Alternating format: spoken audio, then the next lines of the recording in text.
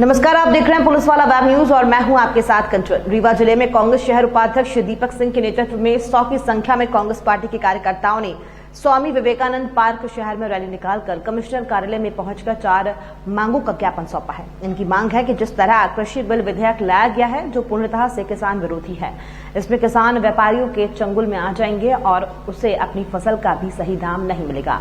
और जो bill number 3 लाया गया है उसने कई फसल को आवश्यक वस्तु से हटाने पर व्यापारी लोग मनमौजी भंडारण करेंगे। इसमें कालाबाजारी और महंगाई बढ़ेगी और सरकार का भी कोई नियंत्रण नहीं रहेगा। व्यापारियों के डायरेक्ट किसान से खरीद पर एपीएमसी मंडियां बंद हो जाएंगी, लाखों मजदूर बेरोजगार हो जाएंगे। किसानों के हित और भविष्य को देखते हुए किसान बिल 2020 वापस लिया जाए। एमएसपी न्यूनतम समर्थन मूल्य के लिए कानून बने। बेरोजगारी चरम में है। सरकारी पदों के लिए भर्ती निकाली जाए और स्थानीय स्तर पर प्राइवेट कंपनी को निर्देश दिया जाए कि 100% स्थानीय लोगों को रोजगार दिया जाए। विद्युत निजीकरण का सरकार द्वारा किया गया फैसला वापस लिया जाए, क्योंकि इसमें प्राइवेट कंपनी अपने स्तर से बिजली का मनमौजी दर पर बेचेंगे जो कि जनहित में नहीं है।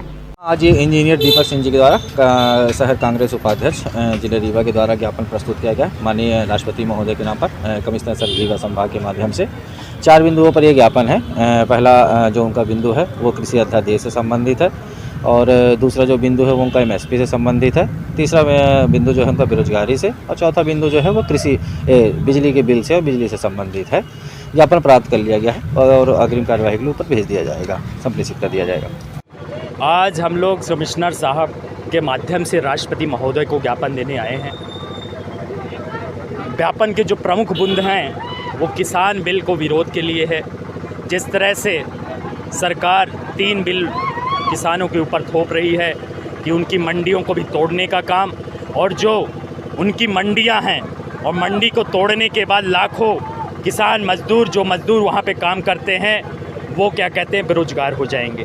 और दूसरी बात जो है कि मंडी के टूटने के बाद सीधे व्यापारी किसानों के खेतों में पहुँचेंगे और जिसको बोलते हैं कॉन्ट्रैक्ट फार्मिंग उसको बोलते हैं। उसकी वजह से क्या होगा कि किसान अपने ही खेत पे मजदूर हो जाएगा।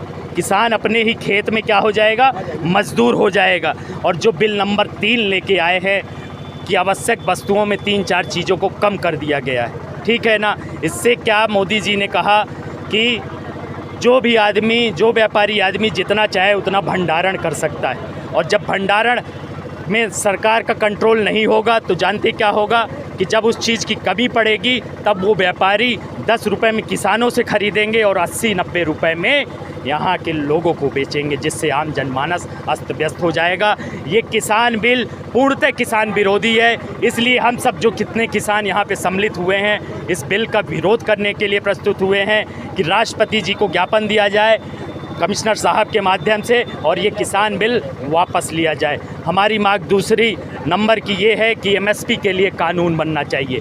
न्यूनतम समर्थन मूल्य के लिए क्या कहते हैं कानून बनना चाहिए, क्योंकि जिस तरह मोदी सरकार हर चीज़ का निजीकरण कर रही है, आने वाले टाइम में ऐसा होगा कि एमएसपी जब मंडियां ख़त्म हो जाएंगी तो न्यूनतम मूल्य निर्धारण भी ख़त्म हो जाएगा, जिससे किसान सड़क पे आ जाएगा। हम लोगों का स्वामी विवेकानंद पार्क से हम लोग यहाँ पे पैदल चलकर अपना विरोध दर्ज कराए हैं। आज हम यहाँ पे बिल अपना ज्ञापन देना चाहते हैं पर कमिश्नर साहब को यहाँ आने की फुर्सत नहीं है। पता नहीं, यहाँ हम लोग 2 से 3 घंटे से बैठे हुए हैं, फिर भी किसान यानी कमिश्नर साहब बाहर नहीं आ रहे हैं। ये बड़ी स्थिति गंभीर है कि एक आदमी एसी में बैठा हुआ है और एक आदमी के पास कपड़े नहीं हैं।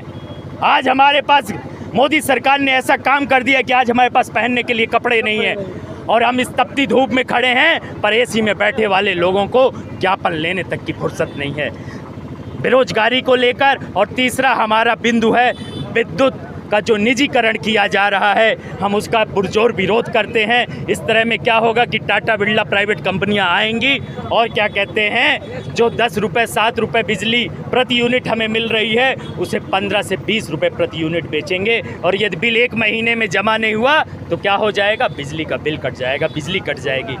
इसी तरह इसीलिए हम निवेदन करना चाहते हैं कमिश्नर साहब से, आप लोगों के माध्यम से और इस पूरे देश से, कि नरेंद्र मोदी जी तक ये हमारी बात आप पहुँचाने का काम यहाँ का मीडिया करेगा। किसान आक्रोश में हैं और किसानों से पंगा मोदी जी मत लीजिए, क्योंकि किसान यदि आपको आसमान सियासत की उस कुर्सी में पहुंचा सकते हैं तो किसान आपको ज़मीन के नीचे दफन भी कर सकते हैं।